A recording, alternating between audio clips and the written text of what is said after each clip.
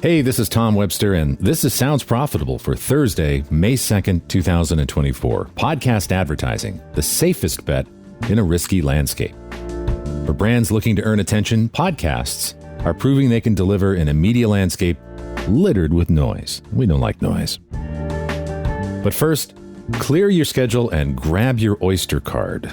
The podcast show London kicks off Wednesday, May 22nd. If you've not registered yet, a link to purchase tickets is in the show notes.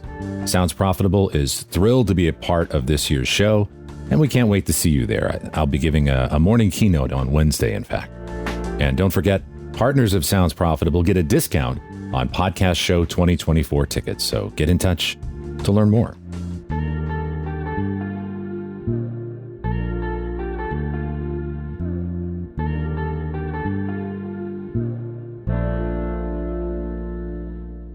Well, we made a thing for you this week that I hope you get a lot of practical use out of. If your business at all touches the advertising world, from brands to agencies to publishers, you've probably heard all kinds of objections and received wisdom about why a client didn't invest in podcasts.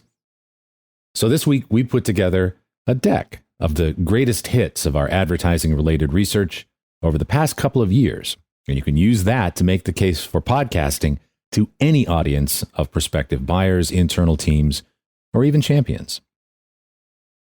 I called it Podcast Advertising, the Safest Bet, because in a time when advertising and investment seems to be very cautious about where they allocate their resources, podcasting actually represents one of the least risky ways to reach a segment of the public that's harder to reach today than ever and actually motivate them to act. The deck is available through the link in the show notes, but I want to walk you through how I would present this data, which I encourage you to make your own. Now, I first gave this talk at the Brand Podcast Virtual Summit, and I've condensed it a little bit for the purposes of this podcast. There's a replay of the full video of this, including about 20 minutes of Q&A. We'll put a link in the show notes to the Brand Podcast Virtual Summit, and I encourage you to check that out if you want to hear some of the great questions that I got. But I wanted to give you the meat of the presentation here in audio form, so you get a sense of how I would step through the safest bet. But if you just want to go through the deck, that's fine too. I want you to at least have this framework for stepping through the story so you can make the most compelling case for podcasting that you can. Before diving into the research, I want to highlight 3 key points about the current state of podcasting. First and foremost, the podcast audience has never been larger, and it continues to grow year over year. And that's what I hang my hat on, regardless of what happens in the advertising and business space as companies figure out their optimal size.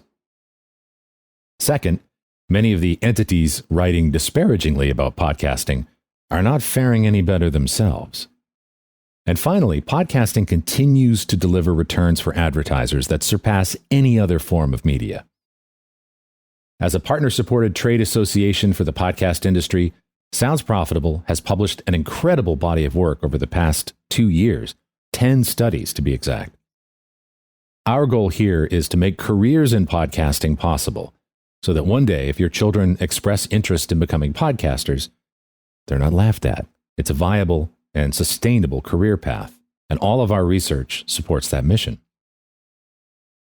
But I want to share some highlights from those studies demonstrating why podcast advertising is currently one of the safest places to invest your ad dollars. While once considered an experimental spend, podcasting now offers better metrics than many other media, particularly radio and television. And it provides more precise attention metrics than online display ads and is highly targetable. Study after study shows that podcast advertising delivers for advertisers. And our most recent study, The Ad Bargain, revealed that consumers are more willing to consider products and services that they learn about through podcasts compared to other media platforms. Podcast listeners are curious, likely to seek more information about advertised products, and most importantly, more likely to recommend and purchase those products. Our 2023 study, The Medium Moves the Message, demonstrated that compared to traditional broadcast media like television and radio, podcast ads significantly outperform in lower funnel measures, such as driving favorability, consideration, and actual purchase. On average, podcasting led to a 16% positive differential in taking action, compared to just 1% for TV and 6% for broadcast radio. We see similar results when comparing podcasts to online video platforms like YouTube and connected TV, which is also from this year's study, The Ad Bargain. Branded podcasts can be particularly effective, even more so than advertising in some cases. They create a special connection between the content and the company, making consumers more positive about the people behind the brand. According to The Power of Brands in Podcasts, a study we also released last year, 41% of Americans, about 106 million people, say they'd be likely to listen to a podcast about a favorite brand or product. That's almost as high as the percentage who would listen to a show by a favorite celebrity. And I bet you have a brand or two that you'd personally say that about as well. So why does podcast advertising work so well? Well, we talk a lot about the intimate nature of podcasts, but look, that's become a cliche and even a drinking game for some. So instead, here are 3 audience-driven reasons why podcasts work.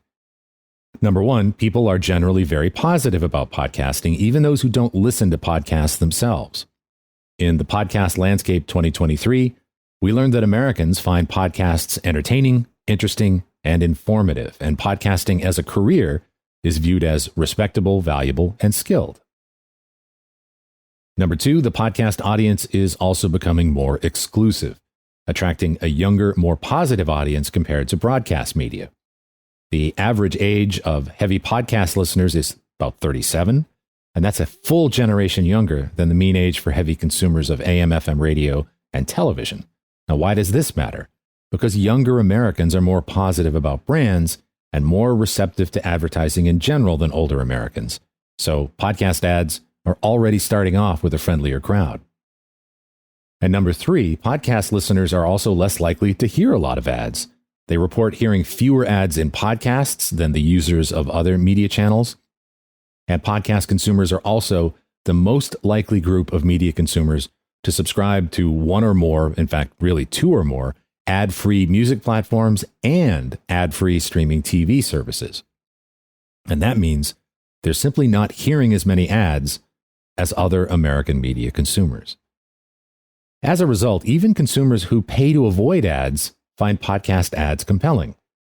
In our study on video podcasting, Sound You Can See, we found that video podcast consumers who subscribe to YouTube Premium, they pay to skip ads, actually like and appreciate the ads that are read by the podcast hosts. 87% of those subscribers either like or don't mind the ads in the podcast consume. And that is with people, again, who pay to skip YouTube ads. So podcast advertising is particularly effective in lower funnel measures, changing people's hearts and minds about brands, appealing to an attentive and receptive audience, and offering a human connection to content and creators. Brands today aren't looking to buy ads. They want to earn attention. And that is precisely what podcasts deliver, attention.